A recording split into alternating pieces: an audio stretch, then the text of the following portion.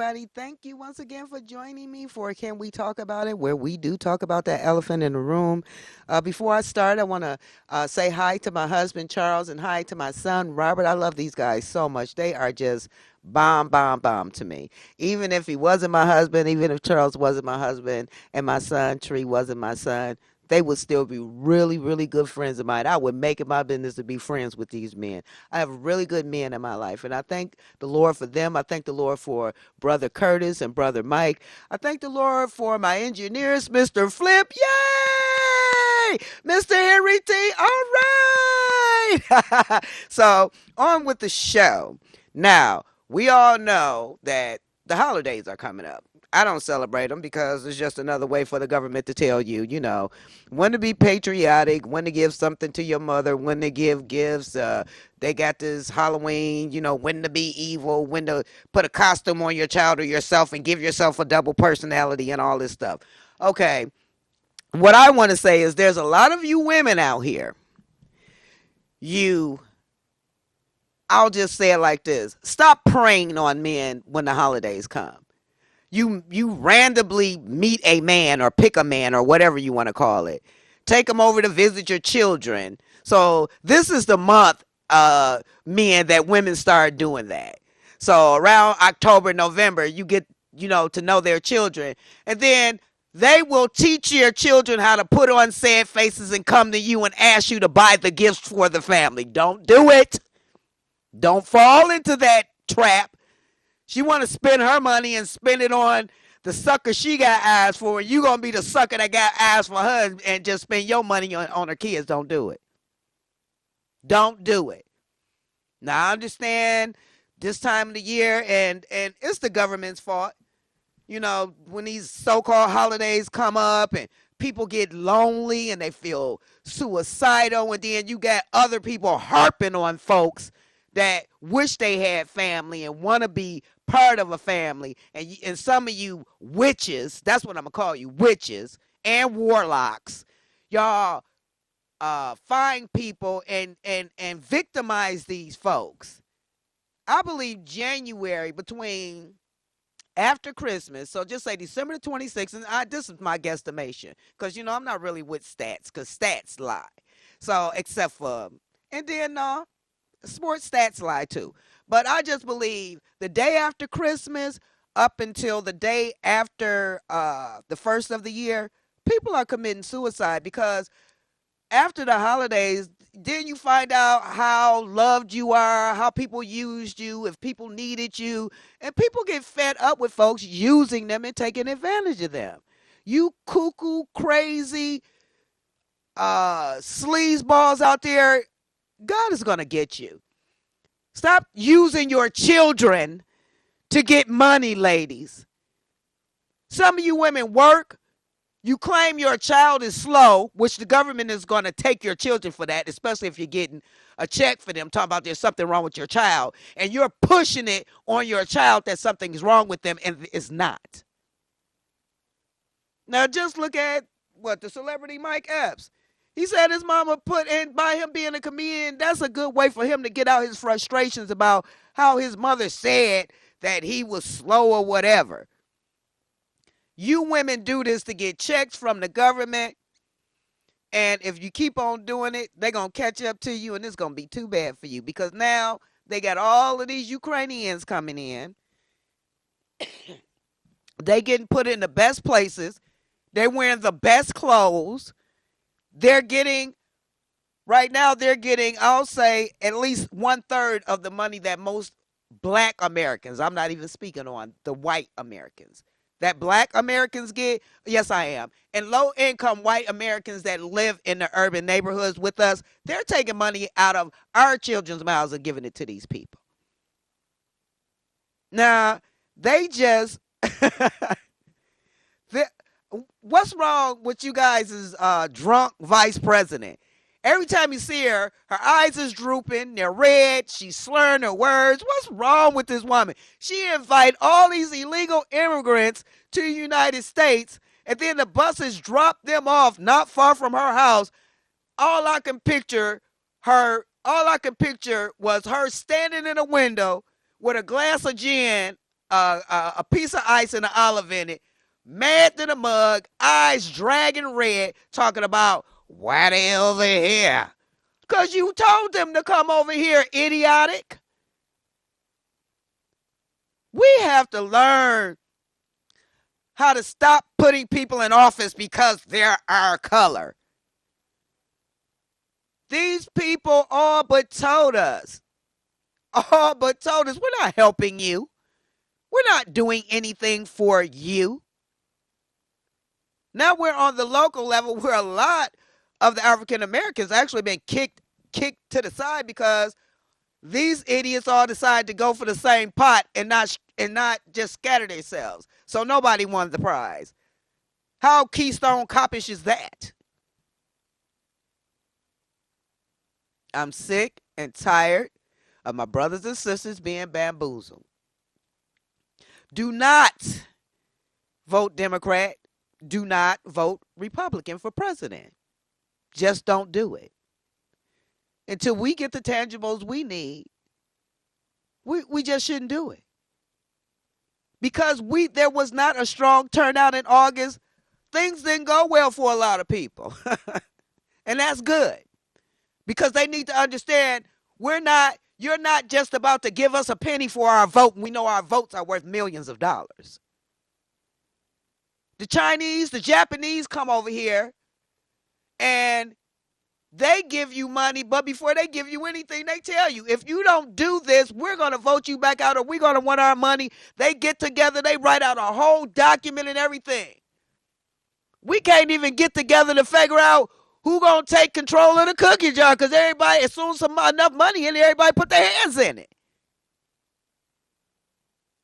If we don't start getting on one accord, and we are getting on one accord, like I told you guys before, in October, I believe it's October the 19th, they're going to have the reparations conference, and it's going to be in Washington, D.C. So you guys look out for that. Go to TariqNasheed.com on YouTube, Tariq Nasheed, Tariq Nasheed .com YouTube. Go on there and listen to him. There's another guy called the Black Professor. All the grassroots people are getting together. All the people that want something from what their forefathers had gave to this country. We built this country. Blood, sweat, tears. We built this country. Then our own people come to us and say, well, our forefathers fought for us. They died for us to have the right to vote. They died for us to have the right not to be stupid too. Stupid. So you got evil here and evil there, and the first thing you say is, well, I have to pick one of them. No, you don't. You don't. And that is brainwashing of a systematic system called white supremacy.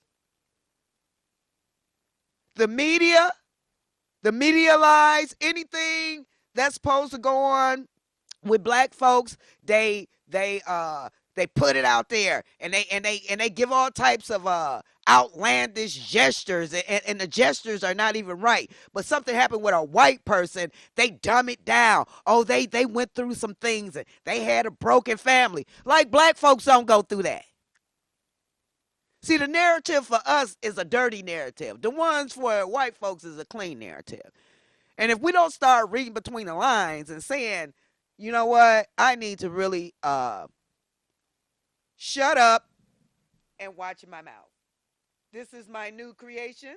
You can go to paypal.com, pay.me at DonnaStinson.com and get your shirt. Small, medium, large, and extra large. You can get in touch with me at DonnaStinson63 at gmail.com. I'll give you all the information. I had a website where I can sell my shirts, but these people are just so phony. So you can go on Facebook.com, Cray Craze. So that's where my shirt line is. It's under Cray Craze. KRAKRAY''S. Cray Cray shirts, because sometimes I can get a little cray cray. Okay, so anyway, when it comes to us becoming a unit, sometimes we have to put aside our differences. See, we're when it comes to Caucasian folks, they know that they have, just like we do. They know they got drug addicts, in their sector. They know they got rapists and this, that, and the other. But when it comes to when it comes time for them to get together and move at a unit to make it count, they pick them people up off the ground and tell them, come on and do this, and you can go back to what you're doing. Us, on the other hand, especially when we get some money, turn into coons, we turn around and we yes sir, massa, and like the white man, you worked hard for your accolades, but you're saying, oh, white Zaddy gave it to me. If it wasn't for him, I don't know what I would do. You would continue to live. That's what you would do. I don't understand why we always look to someone else. We don't even look to the Lord like we should. We look to a white person. And then we got the nerve to call ourselves a Christian. That's an oxymoron. You don't trust God. You don't trust yourself, but you trust the white man. I don't get it. I don't get it. If we don't stop tricking each other, bamboozling each other, killing each other, guess what? We're not going to exist for too much longer. The reason white folks are in the position that they are as far as a systematic government is because, for one, they're barbaric. They come from the north where it's cold and dark, and they had to fight for their meals and this, that, and the other. But then when everybody started migrating from whatever godforsaken place they was in, because ain't nothing better than America, because black folks built it. Foundation of Black Americans built it. So y'all come over here, and even though it's a little bit of y'all, and I'm going to give it to you, because we don't know y'all codes. Y'all are very smart. That's how y'all got us into this situation. But guess what? In your book, us getting away from slavery, that wasn't in the book. We did that. We did that. People like Nat Turner and Charles Roberts, they did that. 2 days ago, I'm coming home from the doctor, and I see a young man. It's 2 cruiser cars, 2 plainclothes cops in cars, and a white plainclothes cop, and in a white truck. So I pull up and I'm looking and everything, and I'm like, why they got this boy pulled over like this? They looking at his vent numbers on his car. They got his hood up. They going through his car. So I just sat there for over an hour, because I'm like, I'm not leaving until I see this black prince be okay. Because they told him they were going to take his car. He ain't had no way to get home. I didn't know, what they were going to do with him. So after about an hour and a half of them harassing him, they took him out the car. Now, when I pulled up, mind you, they already had this young man in handcuffs. I am so sorry that happened to you, Mr. Craig. And if you need me, like I told you before, please call me. You still want to make a police report? Please call me. I gave you my number. You do have it. So they made him walk away from his mama's car. So I said, hey, come here. What's going on? What they over there doing to you? I say, did you give them consent to search your car? He said, no, ma'am. I say, oh, you didn't? I say, well, why are they towing it? He said, because I don't have insurance. I say, that's not a reason to have your car towed. They don't tow your car if you don't have insurance. They ticket you. And then they have you come down to court to prove that you did have insurance if you didn't, or you have to get insurance before you go back down there. There was no way they should have took that young man's car. So he's on the driver's side, and I'm talking to him. So mind you, the race soldier is in the truck next to me. And he's like, because, my name is on the side of my truck. Donna, is there a problem? I say, this cracker is talking. I don't know who this cracker is talking to. Get in the truck so we can talk. So he got in the truck, and we pulled off. So, I said this to say this to the police department. Ain't nobody hiding from you. My name is on my truck. You guys ain't got to run my plates. I don't have any records or anything like that, except for hitting a cop. Yes, I've hit a cop before. So don't play with me. I am kind of cray-cray. I try to do what the Lord want me to do, but I do got cray-cray in me because of my family. Sometimes it's a good thing, So sometimes you don't want to connect yourself to stuff like that, but sometimes you got to let people know I'm touched. Don't play with me. Okay? So I'm just saying, my young black brothers, y'all please be safe. Please be safe because these guys between the 15th and the 3rd of the month, which is every time a check come out, they're they're out here, getting their quota together. White folks or people that don't have Detroit plates speed in and out Detroit all the time off 75, 96, and 94. Police don't stop them. You know who they stop? Hardworking folks like you and me that's either rushing to get our child, rushing to go to work, or rushing to take care of a parent, or maybe just going home. And then you guys, the race soldiers, and I'm not saying all of them are racist. Shout out to Officer Franklin. He's a man that I really, really care about. I have deep feelings for this man because he's a really good cop. I had a problem with one of the cops, and I was told, he's a good person. Well, he wasn't no good person to me. So, but Officer Franklin is a beautiful cop. I really, really care about him. I'm always praying for you, Officer Franklin. But a lot of you cops, y'all sit up and say the murder rate is down. That's a damn lie. Every day somebody's getting killed. And then weeks later, you're finding people that's been killed. So that wasn't in the statistics. Police are being set up. Police are so scared to do their job. Now they're driving around like 3, 4 in the car, like Big Four now. They're going back to this. There's a fat cop. After this happened with the young man and I got finished with him, I'm on my way driving home. Right here off of Davidson Expressway in Wyoming. They didn't pull somebody else over. I get out my truck, start taping. Carl Winslow break out and say, "Thanks for watching my back, ma'am." I said, "Sir, now, sir, I wasn't watching your back." I don't know what he was thinking. I guess he think that I'm a snitch. I don't know what he was thinking. But he got in the car and got on the bullhorn for everybody like in a block radius. "Thanks for watching my back, ma'am," knowing that, there's no way that I can respond because he can't hear it because I'm like 15, 20 feet away from him. So I'm just saying, some of you cops are a mess. You're not trying to be nobody's friend. Some of you folks that had bad childhoods, been beat up, jumped on, women and played you, and now you done got on the force and start running amok on good black folks. And you black yourself. I'm telling you, my black brothers and sisters on the police department, I understand your job is hard. But there are other police officers making it so much more harder for you, and you won't speak up. So guess what? You're part of the problem too. You can't dispute it.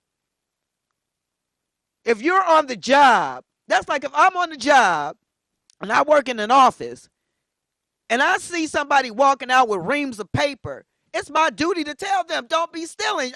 Look, I work here, so you're not going to make my name bad."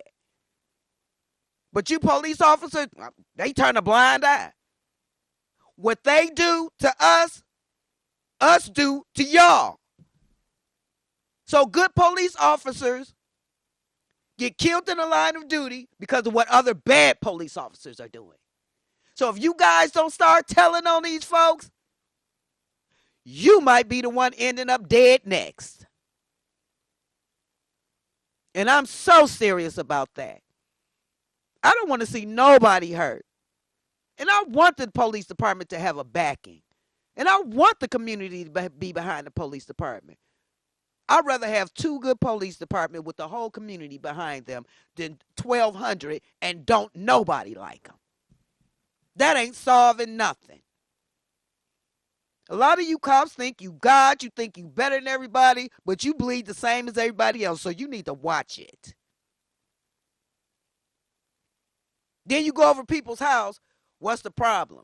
These folks are upset They're trying to take, don't yell at me. You want to go to jail? Get the hell out my house. That's why black folks don't call you. Because as soon as you and your zaddy come in, you talk to black folks bad, then you look at zaddy like, did I do it right? Yes, master. That's the way you do it. You all soft shoeing for these the real niggers. Nigger means ignorant person. And anytime one race can put that word on another race, guess who is the real nigger? Oh, y'all black people, y'all call each other that. No, we call each other niggas, GGA. You white folks call us niggers. Let's get that right now. We don't call each other that. Now unless it's a parent beating the crap out their child and they don't want them to be that way. Because my brothers and me too was one of the ones that got beat like that. And you black parents nowadays, you better stop being friends with your children. You're starting to see a lot of young black people killing their grandmas, killing their mothers, killing their brothers and sisters. Y'all children that ran amok with y'all. I wish I wouldn't give a damn what. I wish one of my I said it and one. I wish one of my children would walk up to me and think they about to downplay me or punk me. You gonna be in the hospital with a concussion if you my child and you doing that, and my children know that. They know I don't play that. They know how cray I am. You mothers and fathers out here that got these type of children, you trying to talk to them and you telling them, oh, I love you, can't you see? Now, I've been down that road. Stop doing that. They want to go out here and do the fool, let them. Pray for them. That's all you can do. Don't you go around letting your children disrespect you. Come on, go out with me. All right, baby. No, it ain't no going out. What kind of ignorant parents do we have these days? I wouldn't give a damn if you 60 and your child is 40. You ain't supposed to be going out with your children. That's crossing a whole different line. And that's opening up doors for your children to talk to you any kind of way. There's nowhere in the world I'd have that. I love my brothers and sisters. I love the Detroit Police Department, the good ones. I want the best for my city. Now, I'm going to let you guys know, though, I was out for a couple of weeks, and I'll be out, I think October the 3rd will be my last day here for about 6 months. I have medical issues, and I need to take care of them. In the meantime, if you want to buy shirts, if you want to have any questions, or I do photography, things like that, which I can do in home. I'm a private cook, so there's other things I could do to help you guys. You can get in touch with me at DonnaStinson63@gmail.com, and I would love to be able to help you. For the people that Esau Shine, I cook for, and a couple of other people, Mr. Rucker. Thank you guys so much. I appreciate the service. I appreciate everything that you do for me. I appreciate, like I said, Michael Johnson buying shirts from me and everything, and Walterland Productions, I believe. And I appreciate them buying shirts from me. I appreciate the men and women at the grocery store that buy shirts from me. The men and women, the women at Target. I appreciate that. I appreciate the people when they see me with a shirt on and they ask, because I usually have my shirts with me, and people just buy them. So I'm very blessed that people, they get me when it comes to the things that I put on my shirt. So thank you so much for that. You guys mean a lot to me. So I want you guys to just understand that when it comes to these holidays, it's just another way for them to pocket read you. They want to know what's in your pockets, and you're spending all your money, and you're going into debt, and you're having your children. Some of you scantless women are having your children trick men into buy. You know what? Just don't celebrate it. How about that? For one, Jesus' birthday is not December 25th. Two, why are you celebrating a wicked holiday? You claim you're a Christian. All you're doing is putting on an outfit and turning yourself into a body double, or putting another uh, uh, identity within yourself. And then people are wondering, I don't know what's the matter with me. You're following government protocol. That's what's the matter with you. You know, people talk about, well, this is politically incorrect. There's a lot of things that the politicians do that's incorrect. Why are you worried about them? Speak your mind. Say how you feel. You'll never get another chance when something comes up and that moment is gone. You'll never get another chance to go back and say what you wanted to say. So say it. Now, I'm not saying you got to hurt anybody's feelings. I'm not saying you got to downgrade anybody or anything like that. But if you have a feeling, or if you have a response, or if somebody come and ask for your opinion on something, then give it. No, I don't want to give it because they going to be tripped. Well, then they shouldn't have never asked you. If somebody come to me and ask me a question, I'm going to be brutally honest with them because I want them to know the truth. Don't ask me a question and then say, oh, you just mean. That ain't mean, but I can show you some mean stuff. So, brothers and sisters, we have to come together with this reparations thing and be on one page. So, until the next time I talk to you guys, which will be October the 3rd, stay strong and be strong. I love you guys.